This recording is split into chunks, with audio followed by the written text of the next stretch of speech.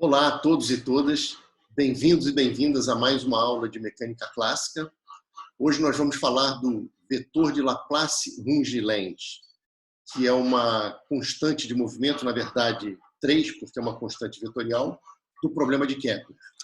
Existe até uma quantidade análoga no problema do oscilador harmônico isotrópico, só que lá vai ser um tensor de segunda ordem.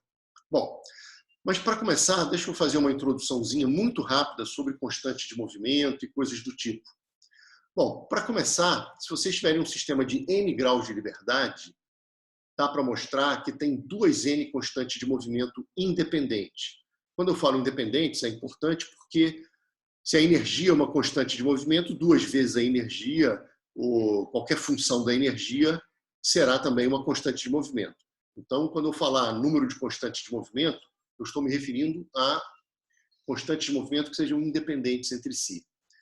Esse 2n aqui está super ligado com o fato de que existem duas n constantes, condições iniciais, né? Quando a gente tem lá um sistema de n graus de liberdade, a gente tem que dar duas n condições iniciais, as posições e as velocidades ali. Vocês já viram isso lá em, por exemplo, movimentos unidimensionais? Na verdade, eu comentei, porque aconteciam umas coisas curiosas, que, embora existam duas n constantes de movimento independentes, num sistema de n graus de liberdade, basta encontrar n constantes de movimento que a gente consegue reduzir o problema a quadraturas, ou seja, a integrais. Um exemplo bem simples é uma partícula em uma dimensão. Eu tenho 1 grau de liberdade, porque basta a coordenada x para determinar univocamente a posição dela. Então, eu tenho duas constantes de movimento independentes. Mas, sabendo a energia mecânica, por exemplo, que ela se conservava nos problemas onde só havia forças conservativas, nós conseguimos integrar o problema. A gente fez inúmeros exercícios sobre isso.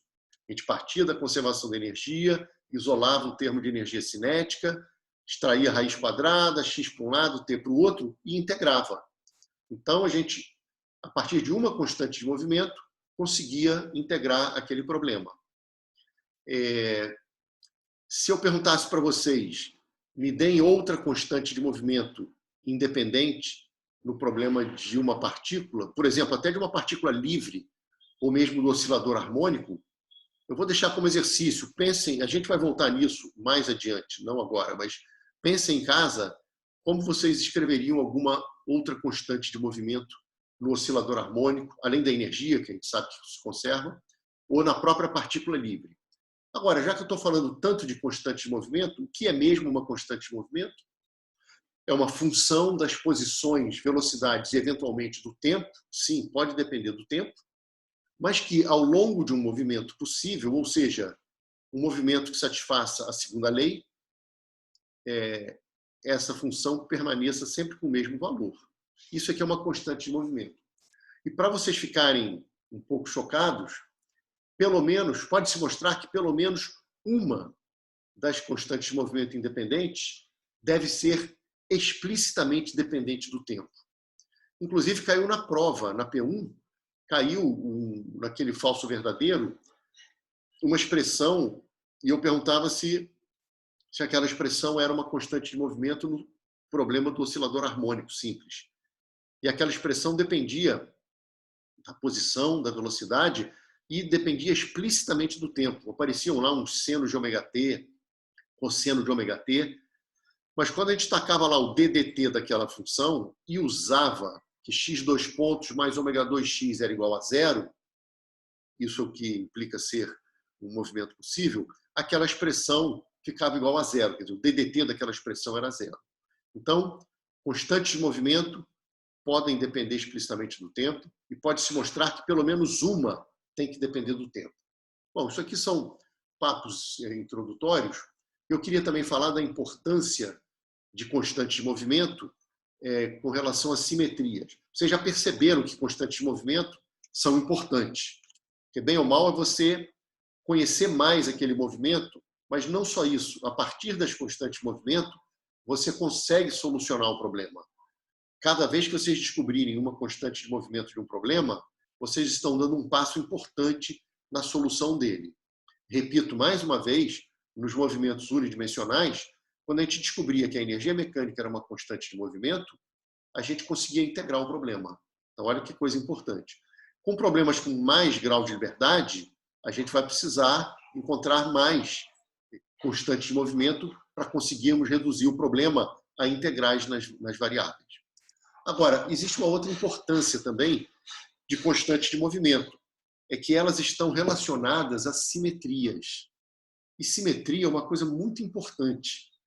Todo resultado que depende de simetria, que é consequência de uma simetria, tem simetrias espaciais, uma coisa geométrica, e tem simetrias mais abstratas, que a gente vai ver em outras situações. Vocês vão começar a ver isso talvez em eletromagnetismo, a chamada simetria de calibre, e depois quem for para partículas elementares, enfim. Mas simetrias estão muito relacionadas com constantes de movimento. E uma outra coisa também é que, inclusive, existe um teorema muito forte feito pela matemática, uma das maiores matemáticas da história, a Amy Noether, por volta de 1911, por aí. Ela tem um teorema que relaciona diretamente simetrias contínuas com constantes de movimento. Esse é um teorema que nós estudaremos em Mecânica Clássica 2, e é um teorema muito importante e bonito. Tá bem? Não que simetrias e constantes de movimento não possam ser relacionadas no contexto da mecânica newtoniana, mas no contexto da mecânica lagrangiana, da mecânica analítica, tem uma maneira mais sistemática de relacionar essas quantidades. E tem também uma relação entre simetrias e o que a gente chama de degenerescências. O que são, por exemplo, órbitas degeneradas? São órbitas diferentes que possuem a mesma energia. Então, para a gente ter um exemplo muito claro, peguem problema com simetria esférica. Então, forças centrais dão origem a problemas que têm simetria esférica. Então, obviamente, se eu coloco uma partícula para se mover com um momento angular nessa direção, o plano de movimento fica constante, a gente sabe que é um movimento plano, e você tem, por exemplo, elipses. Vamos imaginar órbitas elípticas. Obviamente, se eu desse para a partícula o mesmo momento angular em módulo, mas em outra direção, o plano do movimento seria outro. E se eu desse as mesmas velocidades, posições ali e tal, você teria a mesma elipse ali. É uma órbita possível. Ela não é idêntica àquela, ela é congruente com aquela. Se eu girar, eu encaixo. Mas ela não é idêntica. Uma está nesse plano, outra está em outro plano. E devido à simetria esférica, essas órbitas, se forem congruentes, ou seja, se eu apenas girar, elas terão a mesma energia. Elas são órbitas diferentes com a mesma energia. Então, a gente diz que elas são degeneradas. Existe uma degenerescência. Essa degenerescência ela era esperada pela simetria esférica do problema. Então, Kepler, no problema de Kepler, tem essa simetria e tem essa degenerescência. No entanto, existe uma degenerescência extra no problema de Kepler, adicional, com órbitas não congruentes, que eu já vou botar o desenho, e que tem a mesma energia.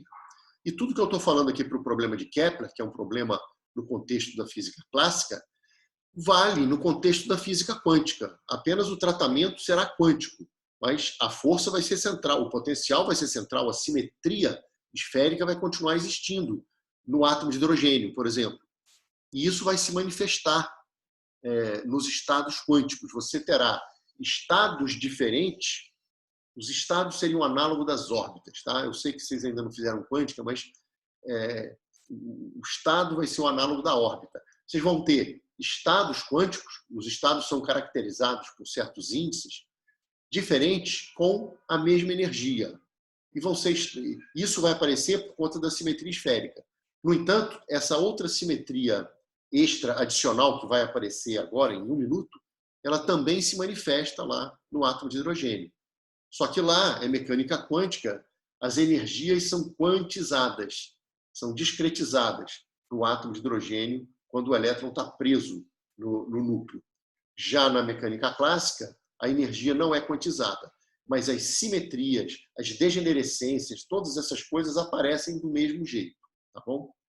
E para a gente entender essa degenerescência adicional, a gente tem que lembrar de algo que eu não fiz em sala, mas é um dos exercícios que está na lista, está feito, acho que na dissertação, se não é um exercício que é mostrar que a energia mecânica no problema de Kepler, né, numa órbita elíptica, ela é dada por menos K. K era aquela constante da gravitação universal, a massa do Sol, por exemplo, e a massa do planeta. Então, isso aqui que é o K. Menos K sobre 2Azinho. Esse Azinho é o semi-eixo maior da elipse. Então, isso aqui é uma coisa curiosa. Por quê? Talvez vocês tenham até visto em Física 1, não demonstrado, mas talvez algum professor tenha comentado, ou talvez tenha feito essa conta para órbitas circulares. Para órbitas circulares, se vocês somarem energia cinética com energia potencial gravitacional, vocês vão fazer umas manipulações rapidinhas e encontrar que a energia mecânica é menos K sobre 2R. Mas o resultado mais geral para uma órbita elíptica é menos K sobre 2A. Pois bem, o que tem de tão interessante nessa fórmula? O que tem de interessante é que basta que o Azinho seja constante para que eu tenha a mesma energia. E o mesmo Azinho, de fato, ele ocorre quando eu só giro uma órbita. Mas ele pode acontecer em órbitas diferentes. Vamos olhar para essa figurinha aqui, ó. Olha que bacana. Eu pego uma órbita circular de raio Azinho. Esse C é o centro de forças. Eu posso desenhar várias elipses, eu desenhei só duas aqui, que são diferentes, têm diferentes excentricidades, mas elas têm o mesmo semi-eixo maior, que a distância aqui do afélio para o periélio, tanto na órbita circular, quanto nessa tracejada, quanto nessa pontilhada, tem o mesmo valor. Se tem o mesmo valor desse 2A, por conta dessa fórmula que vocês vão demonstrar numa lista, e tem maneiras até simples de demonstrar essa fórmula, que poderiam ter sido feitas até em Física 1, por essa fórmula, a energia depende apenas do semi-eixo maior. Então, aqui já tem uma coisa super interessante no problema de Kepler, e que é uma coisa profunda já, que são órbitas degeneradas não esperadas.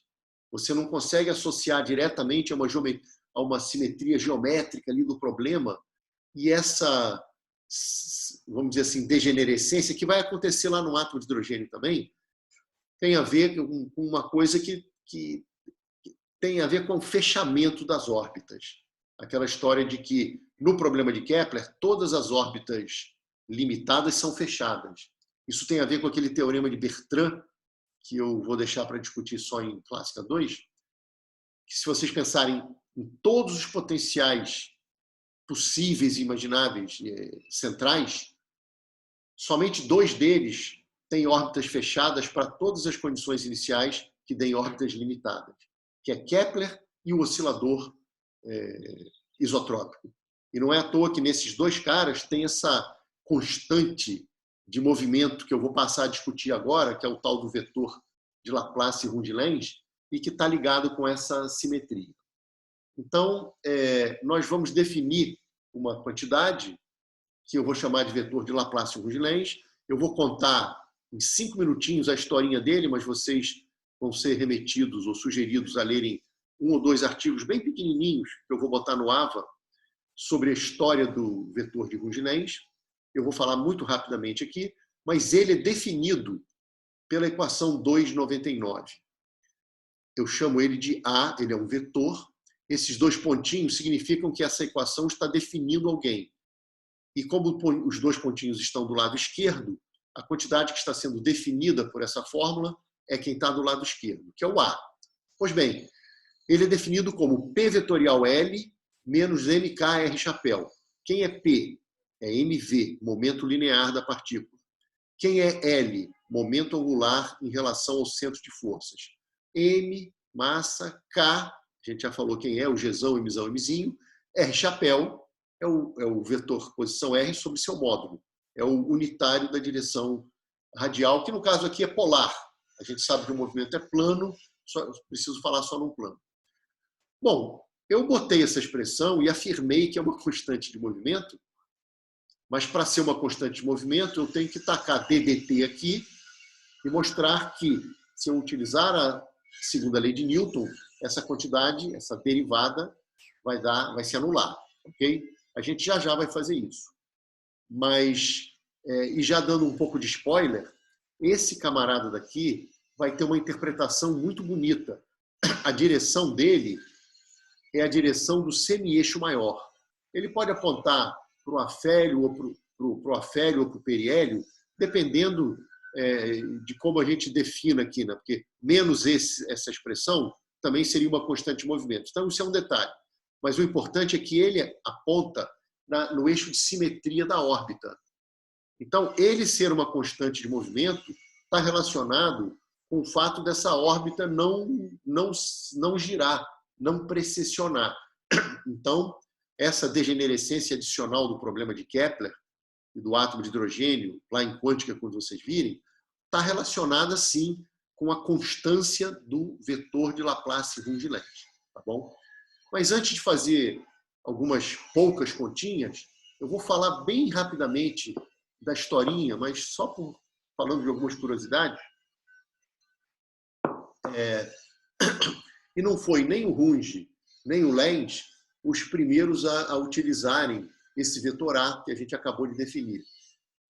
O Laplace é um cara que discutiu bastante esse vetor no seu famoso livro, o Tratado de Mecânica Celeste, de 1799, e às vezes o pessoal chama de vetor de Laplace-Runge-Lenz, mas nem o Laplace foi o primeiro.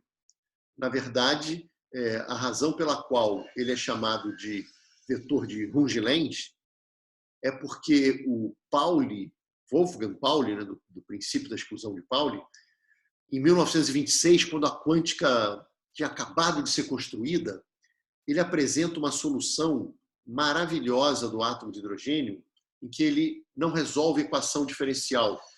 Você já deve ter ouvido falar, talvez em um seminário, ou eu mesmo, na tal da equação de Schrödinger. A equação de Schrödinger é uma equação de onda, vamos dizer assim, para uma onda que é uma onda complexa, cujo módulo dela é que tem uma interpretação. O módulo dela ao quadrado é uma densidade de amplitude de probabilidade de encontrar partículas e tal. E é muito comum uma abordagem de mecânica quântica usando essa equação diferencial, porque os físicos estão acostumados a lidarem com equações diferenciais. Equação da corda, o aluno vê isso em Física 2, quando alguém bota uma equação dizendo, olha, o F igual a MA lá na quântica, na versão ondulatória, é essa equação de onda que está aqui. E aí o estudante está acostumado com equação de onda e ele gosta de trabalhar com a mecânica ondulatória. Porém, existem outras formulações da mecânica quântica. Tem a formulação do Feynman, que é bem diferente das chamadas integrais de trajetória do Feynman, e tem métodos matriciais algébricos que usam muita matemática, teoria de grupos. E o Pauli, em 1926, ele resolve o átomo de hidrogênio, ele encontra o espectro do átomo de hidrogênio, o espectro, se você for para o laboratório e fizer experimentos, vai ver aquelas raias espectrais e tal. O Pauli encontra os níveis do hidrogênio. Cuidado com uma coisa, tá? As raias que a gente vê no laboratório, elas têm a ver com uma transição. Então, é quando o átomo muda de um nível para o outro, tá? Então, claro, se vocês tiverem os níveis, vocês vão saber a diferença dos níveis. Mas o Pauli obteve quais são os níveis, o que a gente chama de um espectro de energia. E ele usou matemática, teoria de grupos. É lindo esse artigo.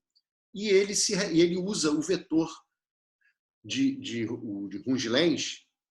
Claro que lá ele vai ter que usar na forma operatorial, porque em mecânica quântica vocês têm operadores atuando em espaços vetoriais e tudo mais. E ele se refere a esse vetor como tendo sido utilizado anteriormente pelo Lenz. E o Lenz, que no artigo anterior, de 1924, havia utilizado no problema de Kepler o vetor que hoje ganha o nome de Laplace-Runge-Lenz ou Runge-Lenz, e ele havia citado um livro do Runge sobre a análise vetorial publicado anteriormente. Então, por conta dessa citação do Pauli do Lenz, e o Lenz citou o Runge, as pessoas começaram a citar como vetor de Runge-Lenz e às vezes adicionam o nome do Laplace, porque o Laplace trabalhou com muito mais detalhe. Mas não foi nem Laplace, nem Runge, nem Lenz. Tá? Mas o Laplace fala umas coisas muito legais sobre o seguinte. Eu falei que num problema de n graus de liberdade tem duas n constantes independentes. O problema de Kepler em 3 dimensões tem 3 graus de liberdade, porque eu preciso, por exemplo, do x, do y e do z, dessas 3 coordenadas, para determinar univocamente a posição da partícula. E aí eu tenho 2 vezes 3, 6 constantes de movimento independente. E aí eu falei para vocês que esse camarada daqui é uma nova constante de movimento. Como ele é um vetor, são 3. É o AX, a Y e a Z. Só que já tem energia e já tem o L, que são mais 3. Então aqui já tem 7. Mas eu falei que só tem 2N, 2 vezes 3 dá 6. Caramba, o que está acontecendo aqui? E o Laplace foi o primeiro a perceber que esses caras estavam relacionados entre si. E, portanto, momento angular, vetor de Laplace, Runge-Lenz e energia mecânica não são 7 constantes de movimento independentes entre si. Existem relações entre elas. E, na verdade, dessas 7, somente 5 são independentes. Isso quem percebeu foi o Laplace. Só para terminar a historinha, na verdade, o primeiro a utilizar esse vetor numa solução do problema de Kepler foi um cara chamado Jacob Hermann. E esse cara ele era discípulo de um dos Bernoulli, ele trabalhava com da família Bernoulli. Né? Os Bernoulli são 7 ou 8 caras geniais. O Johann Bernoulli, da Brachistochrona, o Jacob Bernoulli, também da Brachistochrona, o Daniel Bernoulli, que é o pai da hidrodinâmica, enfim, a família Bernoulli gerou físicos e matemáticos brilhantes. Esse Jacob Hermann, ele trabalhou com um dos Bernoulli e escreve para um deles, escreve, se eu não me engano, para o Johann Bernoulli, e o Johann também mexe com o vetor de Laplace-Runge-Lenz. Tudo isso é mais ou menos no iniciozinho do século XVIII, tá? Em 1710. Então, é a primeira vez, pelo que eu saiba, e eu estou seguindo 2 artigos históricos escritos pelo Goldstein, que é autor de um livro muito famoso, vamos dizer assim, a prioridade da descoberta, né? O primeiro a utilizar foi o Hermann e praticamente o Johann ou Jean Bernoulli. Então, o nome desse vetor deveria ser vetor de Hermann Bernoulli, talvez adicionando Laplace por ter feito tantas coisas detalhadamente. Mas, em vez de ser Hermann Bernoulli Laplace, ele é conhecido com o nome de vetor de Runge-Lenz ou de Laplace-Runge-Lenz, como eu costumo chamar. Bom, depois dessa... Oi, fala, Gabriela. Desculpa, rapidinho. É porque eu me perdi nessa conta das constantes. Tipo assim, pra mim, ficavam 3, né? Que aí ficava o A, o L e o E. Só que aí você falou 7, aí eu fiquei... É porque o A são 3. O L são 3. Porque são quantidades vetoriais. Então, cada vetor tem 3 componentes. Ah, certo. Então, 3 para o L, 3 para o A e 1 para a energia. Então, seriam 7. Mas dessas 7, nós veremos que só 5 são independentes, porque existem relações entre o LX, LY, LZ, AX, AY e AZ e a energia, que nós vamos estabelecer também. Tá? Beleza, entendi. Obrigada. Agora, eu repito, a gente não precisa encontrar as 5 constantes de movimento para resolver um problema de 3 graus de liberdade. Se você encontrar 3, dá para reduzir a quadraturas, a integrações. Agora, é claro que se as pessoas te derem, você sonhou com as constantes todas, aí você não vai precisar nem reduzir a quadratura, nada. Você já vai ter, praticamente, como vai ficar claro numa continha simples daqui a pouco, você obtém a equação da órbita de uma maneira que você vai falar, nossa, não acredito. A gente falou de potencial efetivo, fez uma integral que parecia complicada para chegar nas órbitas, e a gente vai chegar agora nessas órbitas sem resolver nenhuma equação diferencial. Mas isso porque eu vou supor conhecidas algumas constantes de movimento, entendeu? Bom, então para a gente ver que é uma constante de movimento, o primeiro passo esse cara é constante de movimento mesmo? Então, vamos tacar um DDT nele. Como ele era P vetor L menos MKR chapéu, o DDT dele vai ter, do P vetor L tem DP vetor L, perdão, DPDT vetorial L mais P vetorial DLDT, né? Derivada do primeiro vetorial segundo, mais primeiro produto vetorial com o segundo. Mais a derivada do segundo termo, que é menos MK DR chapéu DT. Maravilha. Quem é DLDT? Gente, em todo o problema central, em particular no problema de Kepler, o L é constante de movimento. Então, este termo não existe. E o dP/dt, eu vou usar a segunda lei de Newton. Por quê? Porque quando a gente pergunta se uma quantidade é constante de movimento ou não, a gente verifica se a derivada temporal dela é nula ao longo de movimentos possíveis. Ser um movimento possível é satisfazer 2.100, ou seja, F igual a MA, tá certo? Então, eu coloco aqui dentro isso que está aqui, tá certo? E eu tenho o dP/dt está aqui, e quem é o L? O L era o mR2φ.z chapéu. Nós usamos essa fórmula demais aqui nas aulas anteriores.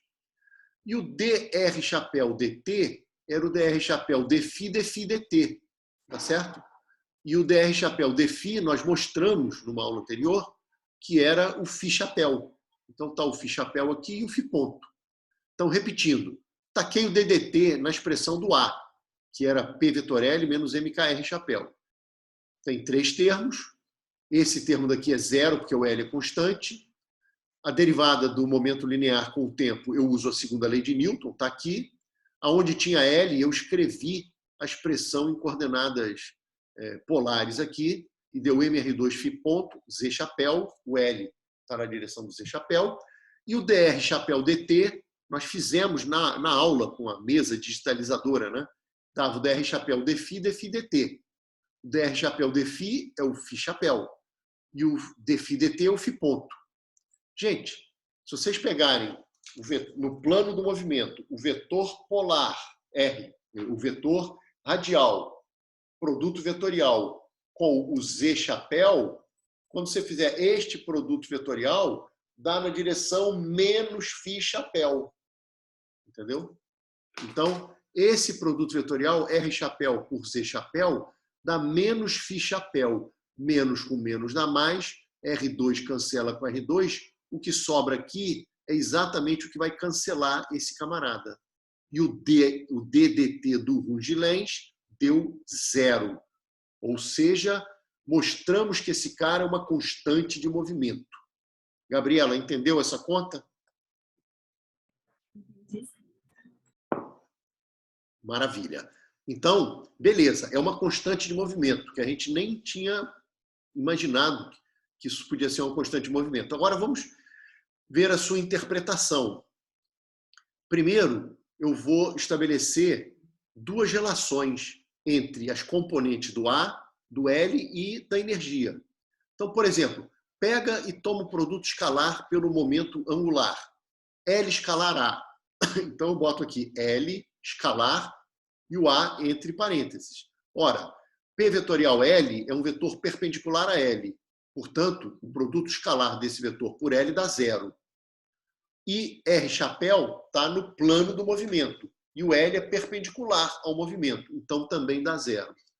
Ou seja, a 202 é uma relação, é uma equação que relaciona as componentes do L e do A. Então, já mostra que essas componentes não são independentes entre si. Porque se eu tiver várias delas, eu tiro a outra, eu tiro uma outra. Então, isso aqui já reduz de 7 para 6 quantidades independentes. Mas eu agora pego e calculo o A ao quadrado. Um vetor ao quadrado é ele escalar ele. Então, está aqui, ó, ele escalar ele. Então, tem aqui, usando distributividade e tudo mais, eu tenho P vetor L escalar P vetor L. Está aqui, é ele ao quadrado. O vetor escalar ele mesmo é ele ao quadrado. Depois tem o segundo daqui com o segundo daqui. R chapéu escalar R chapéu é 1. Então, ficou M2K2. Depois tem esse por esse, depois tem esse por esse, que dá duas vezes, né, com sinal de menos, MK é P vetor L escalar R chapéu. Porque R chapéu escalar P vetor L é a mesma coisa que P vetor L escalar R chapéu. A escalar B é igual a B escalar A, é simétrico, né, o produto escalar. Então tem essa expressão que está aqui. Bom, como P e L são perpendiculares entre si, o P está sempre no plano do movimento, o L está sempre perpendicular. Isso que está aqui é módulo do primeiro, módulo do segundo, né, vezes 1. Então dá P2L2. O segundo termo eu mantenho M2K2. E o terceiro termo eu vou escrever da seguinte maneira. R chapéu, que está aqui em amarelo, ele é R vetor sobre o módulo de R. Então eu escrevi dessa maneira. Passei aqui para o lado esquerdo, tá? Já podia ter escrito lá em cima do lado esquerdo. Eu tenho R escalar P vetorial L. Agora eu vou usar uma propriedade do produto misto, que a gente demonstrou na primeira lista do curso, quando a gente queria brincar com aqueles épsilons e deltas, né, de Kronecker, épsilon de Levi-Civita. A gente demonstrou uma fórmula que vocês já conhecem há muito tempo, que é o seguinte: no produto misto, se eu mantiver a ordem dos vetores aqui e mudar a posição do produto escalar com o produto vetorial, eu tenho o mesmo resultado. Então, olha, troca esse pontinho de produto escalar com o xizinho do produto vetorial e você tem R vetorial P escalar L. Mas o R vetorial P, ele é o L. L escalar L é L2. Então, repetindo, eu peguei o A, fiz A escalar A. Deu essa linha de baixo. E aí eu fiz esse truque do R chapéu escrever como R vetor sobre R. E percebi que esse R escalar P vetor L nada mais é do que L2, tá certo? E aí, gente, eu pego a energia mecânica, só que aqui eu já multipliquei por 2m, né? O que é energia mecânica? Não é cinética, mas potencial? Cinética é P2 sobre 2m, PMV, tá? Então, o meio de MV2 pode ser escrito como P2 sobre 2m. E quando eu tiro 2m daqui e passo para lá, é menos K sobre R. Então, isso que está aqui em amarelo, nada mais é do que a conservação da energia, tá? E aí vocês vão ver que esse termo que está aqui, ele aparece aqui, ó. E quando vocês substituírem essa equação que está aqui, vocês vão eliminar esse Rzinho que está aqui, que era uma coisa que variava, né? Então, substituindo essa linha daqui de baixo, que é nada mais, nada menos que a conservação da energia. Aqui dentro, vocês vão encontrar essa expressão que está aqui. Então, vocês têm o P2L2 mais M2K2 menos esse termo. Ao usarem isso que está aqui, vocês vão chegar numa expressão aqui, ó, quando eu fiz P2, eu peguei esse P2 que está em amarelo e botei aqui dentro. Olha, 2ME mais 2MK sobre R. Está aqui, ó. P2 vezes L2 mais M2K2 menos 2MK L2. Eu já usei essa historinha do produto misto. E aí, gente, este termo daqui cancela com esse termo daqui. E sobra que o A2 é 2ME mais M2K2. É uma constante isso que está aqui, tá? A gente já sabia disso, porque se o vetor A é uma constante de movimento, o seu módulo tem que ser constante também. E aí, depois de cancelar esse termo com esse, tudo que eu fiz foi dividir por M2K2. Então, apareceu o A2 dividido por M2K2, ficou 1, esse termo não existe mais porque cancelou, mais 2 vezes esse M sobre M2 deu M embaixo, K2 embaixo, 2EL2. Então, a gente obteve uma outra relação entre as componentes do A, do L e da energia. Então, a equação 105, ela também é uma relação que mostra que aquelas constantes de movimento não eram independentes entre si. Elas satisfazem 102 e 105. Então, daquelas 7 constantes de movimento, eu só tenho 5 independentes, beleza? Gabriela, tudo bem? Beleza, tudo bem. Pedro, tudo bem até aí? Tudo ótimo, tudo certo. Maravilha. Então, nós temos só 5, não violou nada do que eu falei das duas N. Nós aprendemos que o A vetor é uma constante de movimento, nós calculamos o dAdt, usamos a segunda lei e deu 0, maravilha. Estabelecemos a 102 e estabelecemos a 105. A 105 ela é muito importante, porque, não sei se vocês estão lembrados, que o que está do lado direito da 105 é o que a gente chamou de excentricidade da órbita, entendeu? Então, a excentricidade é ao quadrado aqui, né? Isso aqui, o lado direito, é o que a gente chamou de epsilon quadrado, lá atrás. Mas mesmo quem não lembrar disso, não tem problema. A gente aqui poderia dar um nome, eu vou dar o nome de epsilon, porque vai acabar sendo a excentricidade, mas poderia dar o nome que quisesse, e essa constante que está aqui vai aparecer no lugar da excentricidade lá das cônicas. Tá?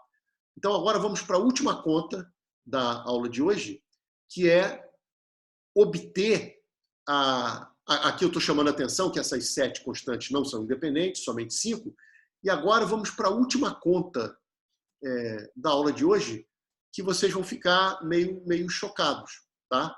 Porque o que eu vou fazer é o seguinte, eu vou aqui rapidamente para a mesa, só para fazer uma coisinha muito rápida, que é o seguinte, vocês têm aqui, por exemplo, um eixo, tá? Vocês têm aqui a origem do eixo polar, aí vocês têm, por exemplo, vamos supor que o vetor de Runge-Lenz aponte numa dada direção, e aqui eu tenho o vetor posição da carga, da partícula. Tá? Então, esse cara daqui é o A, esse cara daqui é o R. Como esse eixo é o eixo polar, isso aqui é a nossa origem, né, o AX, este ângulo daqui é o ângulo φ das coordenadas polares. E esse ângulo daqui, eu vou dizer que é um ângulo φ0. Eu sei que o A é uma constante de movimento e eu não escolhi o eixo polar na direção dele, mas é o que a gente vai fazer depois. Mas só para ficar um pouquinho mais geral, o A é uma constante de movimento, tem o eixo polar, e eu vou fazer um produto escalar. O que eu estou fazendo aqui é tomar R escalar com A. É o R da partícula, é o vetor posição da partícula na órbita de Kepler. Ora, dá módulo do primeiro, módulo do segundo, vezes cosseno do ângulo entre eles. O ângulo entre eles é esse ângulo daqui, ó, tá certo? Que é φ menos φ0. Então, por um lado, esse produto escalar dá módulo de um, módulo do outro e cosseno do ângulo entre eles. Por outro lado, eu pego o R e faço o produto escalar com a expressão do A. Ora, o primeiro termo a gente já aprendeu da página anterior, que mantém a ordem dos vetores e muda os produtos, e deu L2, está aqui. E o segundo termo, R escalar R chapéu, dá o módulo de R, tá certo? Ora, aqui tem R, passa tudo para um lado, divide para cá e para lá. Olha o que a gente obtém, gente. A gente obtém que o R de φ da partícula tem essa expressão que está aqui. Só que essa expressão de uma cônica, onde esse cara faz o papel da excentricidade. Então, mesmo que eu não soubesse aquela relação da página anterior, eu ia olhar para cá e falar, caramba, esse tal de vetor de Runge-Lenz, o módulo dele, essencialmente, é a excentricidade da órbita. Olha que coisa linda. Isso aqui é a equação da órbita. Gente, vocês demonstraram a equação da órbita, vocês demonstraram que são cônicas sem resolver nenhuma equação diferencial. Mas, claro, alguém soprou no ouvido de vocês que A, que L e que E são constantes de movimento e que, na verdade, aqui só tem 5 independentes. Tá? E como alguém soprou isso para vocês, vocês usaram isso. Então, aqui fica claríssimo, é um exemplo que fica claro em como constantes de movimento, cara, elas ajudam a gente a resolver o problema. Nós resolvemos Quer dizer, encontramos as órbitas do problema de Kepler sem resolver nenhuma equação diferencial, porque alguém soprou para a gente, deu de presente constante de movimento. Em particular, essa constante, que ao somar com essas 4 independentes, esse cara trouxe só uma a mais, como o próprio Laplace chamou a atenção. Então, queria que vocês ficassem assim, realmente bem chocados. E aí, claro, eu posso escolher o eixo polar na direção do Runge-Lens. Por essa forma, a gente vê, como cosseno é uma função par, que essa órbita tem simetria em relação à direção do φ0. Mas aí a gente escolhe φ0 igual a 0, o que significa escolher o eixo polar na direção do vetor de Laplace Runge-Lens. Então, apagando aqui, para a gente encerrar a aula, a gente mostrou, e a aula termina aqui, na verdade, né? A gente mostrou que a órbita é essa, a gente põe φ0 para 0, isso é só uma escolha de eixo, e esse módulo de A sobre mk é a excentricidade da órbita. Aqui eu só escrevi de uma outra maneira, tem um exercíciozinho da lista aqui, da lista que eu vou entregar hoje, logo depois do almoço, quando terminar a sessão matutina aí de hoje da GIC, que o numerador aqui da 109 pode ser escrito dessa outra maneira, que às vezes é conveniente. Então, resumindo a aula de hoje, nós introduzimos um vetor de Laplace Runge-Lens, mostramos que é uma constante de movimento vetorial, mostramos as relações com as outras constantes, de modo que A, L e E dão apenas 5 constantes independentes. Nós mostramos como obter a equação da órbita usando a conservação constante de movimento. Está aqui. E mostramos que a interpretação do módulo do A é a excentricidade da órbita.